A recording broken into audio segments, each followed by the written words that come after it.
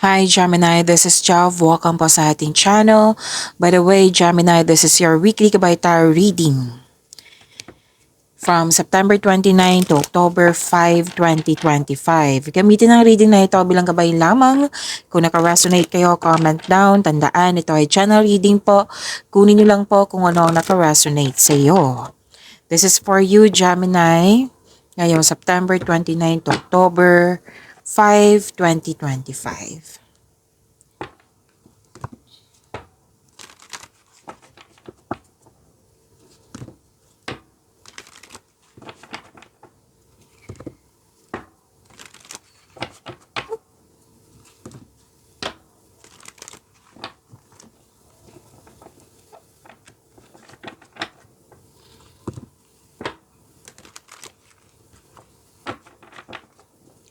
Gemini, September 29 to October 5, 2025. Kuha muna tayo ng angel number.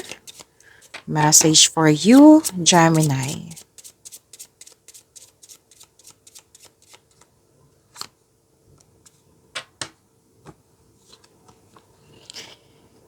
Wow. 1010. Angel number 1010. Growth. Sabi po dito, spiritual awareness is opening you to all that you are ready to see. Your destiny is being fulfilled. Wow.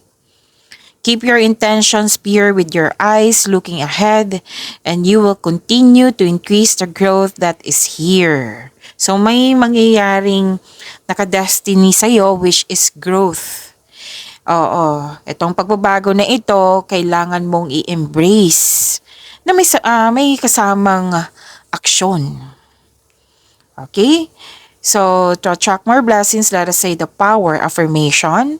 Let us say, the more I invest awareness in my growth, the closer I continuously become to the outcomes I am seeking.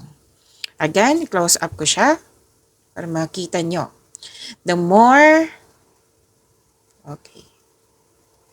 more I invest awareness in my growth, the closer I continuously become to the outcomes I am seeking.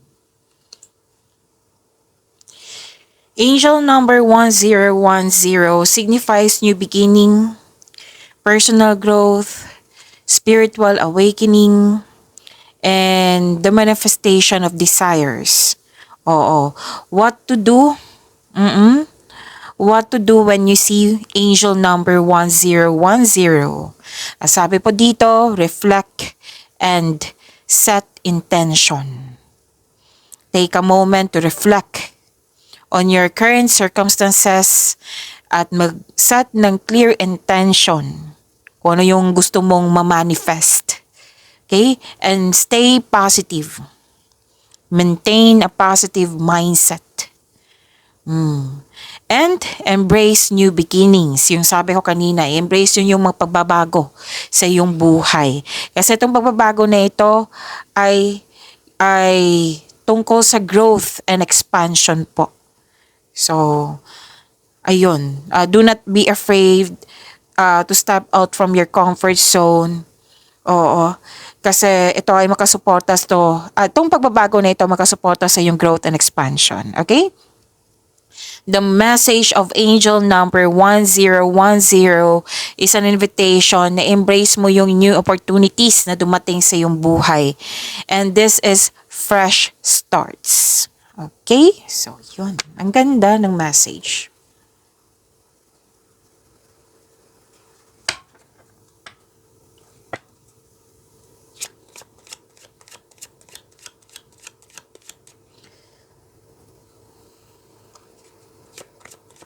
Maraming salamat po sa inyong patuloy na suporta, sa mga nag-donate, sa mga hindi nag-skip ng ads. Maraming salamat po.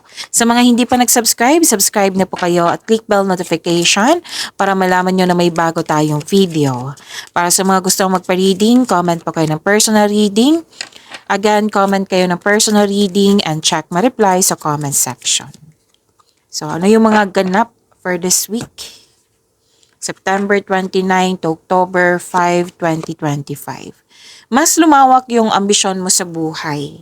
Ang sabi po dito, kung may challenges or may tuto sa iyo, sikapin yung wag magpa-distract. Kumbaga, ipagpatuloy nyo po yung focus nyo, yung mga gawain nyo. Ipagpatuloy nyo po. Na hindi ibig sabihin na may challenges, hihinto ka. Kundi, make change, move forward. Kung kayang bigyan ng solusyon, then do it. Oo. At huwag kalimutan na yung sabi dito, magkaroon ng time for reflection. Kasi makatulong yan sa pagkakaroon ng sagot sa inyong mga katanungan, solusyon sa inyong problema.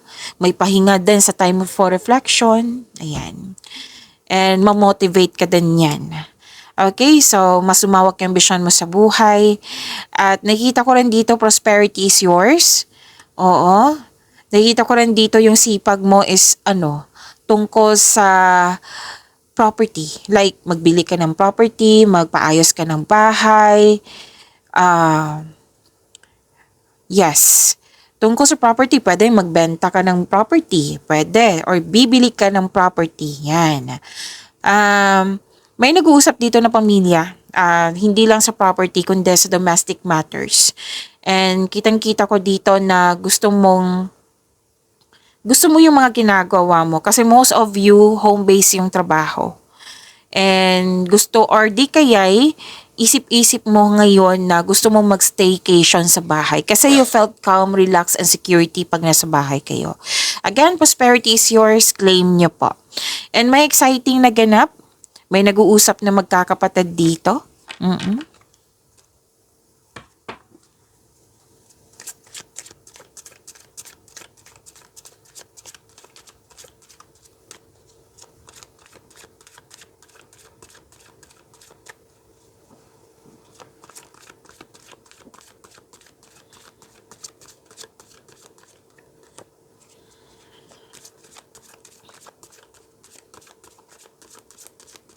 Energy po, ngayon September 29 to October 5, 2025.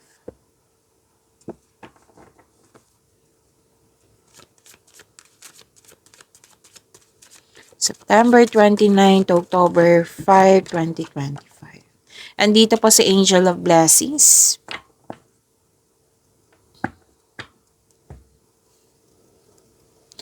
Kung may pansin kayo na repeating message, yan po yung pinupush ng card sa inyo. Like for example, nanood kayo sa inyong monthly Gabay Tarot reading, daily Gabay Tarot reading, at dito sa inyong weekly Gabay Tarot reading, at may napansin kayo na repeating message. Yan po yung pinupush ng card sa inyo na kailangan yung bigyan ng atensyon, solusyon, at aksyon kung maaari po. So na yung energy ni Gemini for this week.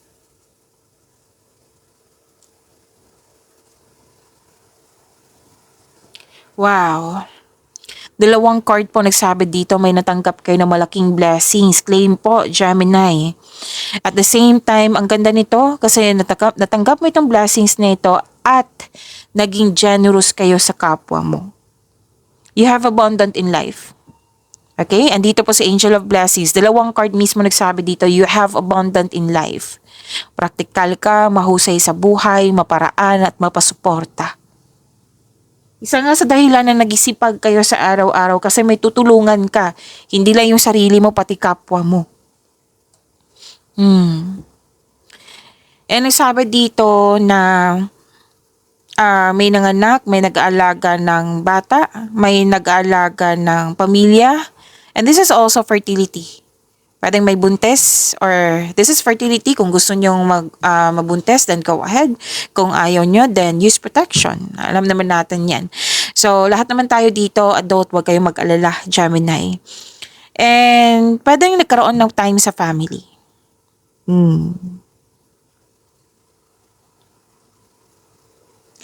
Okay, supportan na yung boss, mentor, life coach, elders, wiser. It will help move your career forward.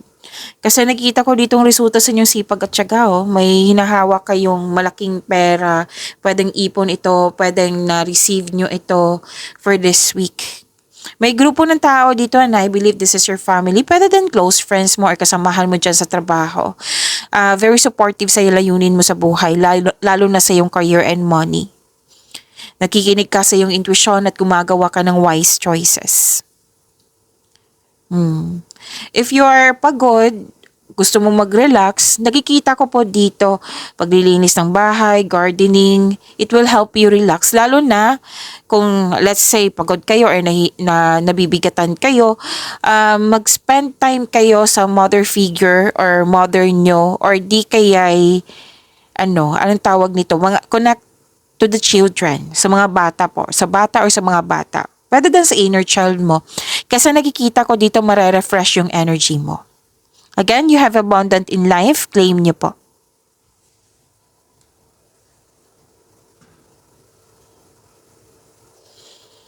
Nakikita ko dito nagkaroon po ng okay. May masusunod na tradisyon. Yung tradisyon nating mga Pinoy. Like for example, pamamanhikan, kasal, pag-take ng board exam kasi gusto magkaroon ng traditional career path, any kind of tradition. Kung walang tradisyon, pwede din nasunod yung decision mo, ideas or plano. Or usapin tungkol sa education, teacher, student. May nakita kong ganyan. You're showing your kindness to everyone. May nasunod na tradisyon.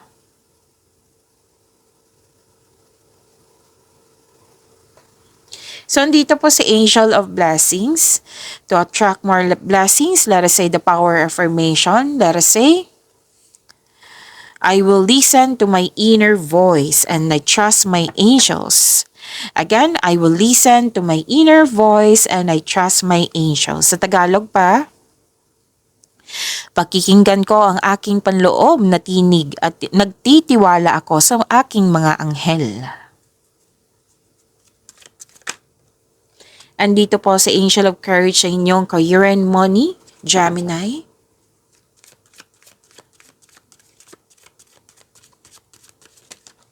Tumatalon yung cards mo, ha? Andito din po sa Angel of Hope.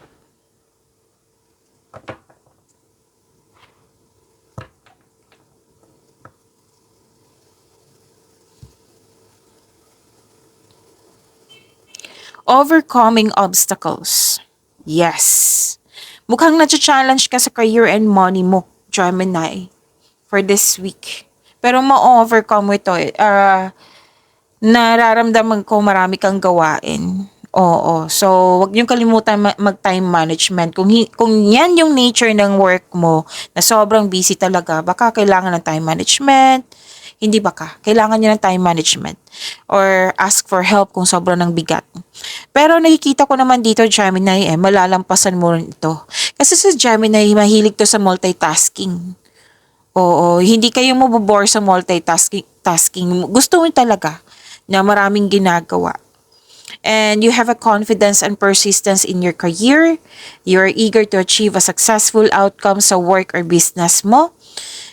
Don't give up. Don't doubt your strength. Hinarap mo yung mga challenges niyan. Marami kayong gawain, Okay, so overcoming obstacles to resilience. You have the inner power. You're taking an action with courage.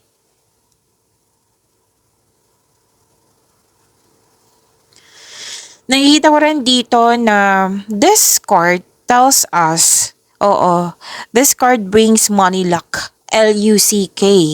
Claim nyo po, ang ganda. The star brings money luck. Okay, andito po si Angel of Hope and Angel of Courage, di ba? Ang ganda ng combination.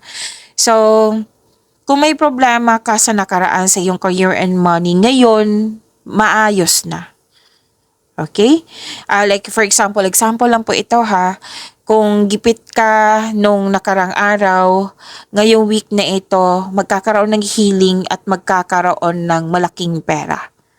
Okay? Pwede din na may mga opportunities na makapagbigay sa'yo ng malaking pera. Pwede mga maraming orders na makapagbigay sa'yo ng malaking pera. Or may nagbigay sa iyo ng malaking pera. Okay? And you may be guided to begin a new business. Or kasi ang ilan sa inyo nag-iisip dito ng mga ideas kung kung paano maggawa ng passive income. Sabi ng card nyo dito, magagamit nyo po yung hidden talent mo sa pagkakaroon ng passive income. Yes, makaka-create ka ng passive income ng dahil sa hidden talent mo. Pag-isipan niya ng mabuti, Gemini. And this is also recognition.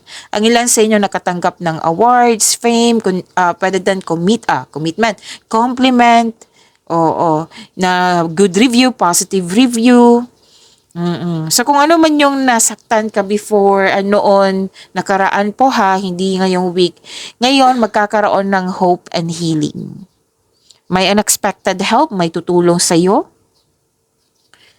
May nagkaayos, yung sitwasyon magiging balanse na, magiging maayos na.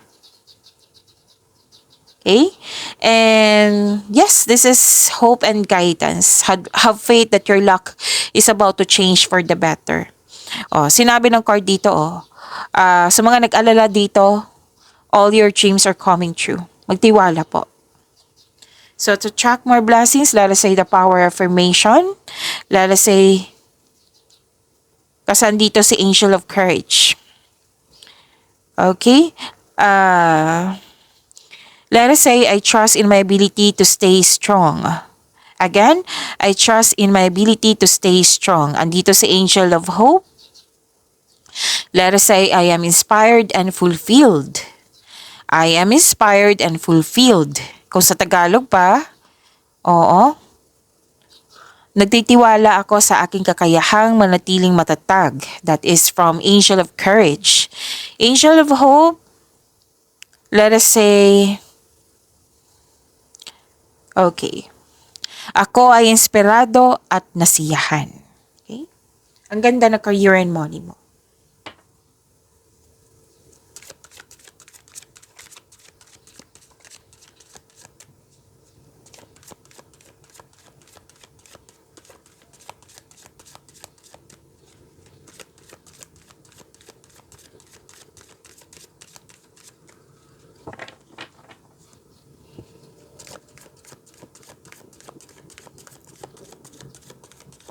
Love life, self-love, partnership, and romance ngayong September 29 to October 5, 20.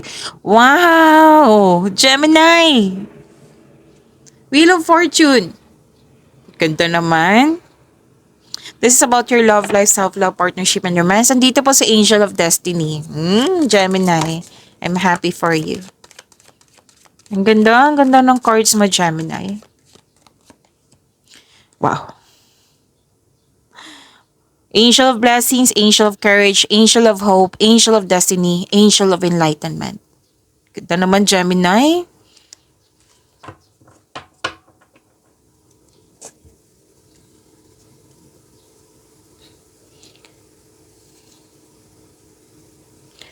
Okay. Sa love life nyo, this is a blessings. Oo, lahat kayo naka-receive ng blessings. Ito ay magandang kapalaran.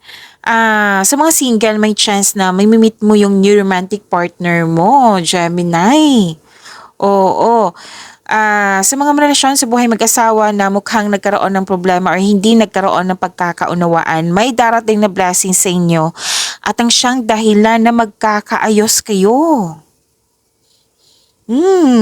So focus po kayo sa makontrol nyo in order to find peace. Let go mo na ang hindi mo na makontrol. Okay? So mag-focus tayo sa inner peace. May changes na darating or blessings. This is completion of cycle. This is destiny. This is good luck and good karma. Ang ganda naman. Wow. So may magaganap na naka-destiny sa inyo. Sinabi din yan ni Angel number 1010 na may magaganap na naka-destiny sa iyo. Wow, Gemini. Claim nyo po. May biglaang pagbabago po. Huwag kayong mag-alala sa biglaang pagbabago na ito. Single ka man, marelasyon sa buhay mag-asawa. Kasi nakikita ko dito na makasuporta to sa inyong growth and expansion. Wow. Clarify na naman yung growth. Oo. So may sekreto na parating which may be shocking. Lahat to ha, single ka man, may relasyon sa buhay mag-asawa. Again, these changes, huwag kayong mag-alala kasi na makakasuporta to sa inyong growth and expansion. Ang ganda naman ng cards mo for this week. So to attract more blessings, let us say the power affirmation. Let us say, I trust the universe to position me wherever I need to be. Again, I trust the universe to position me wherever I need to be.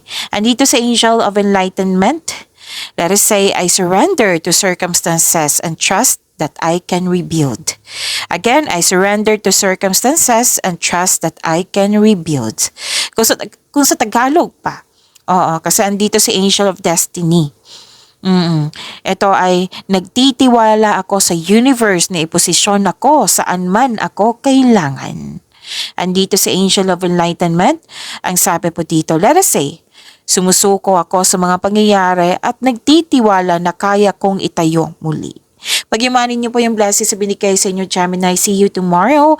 Maraming salamat po.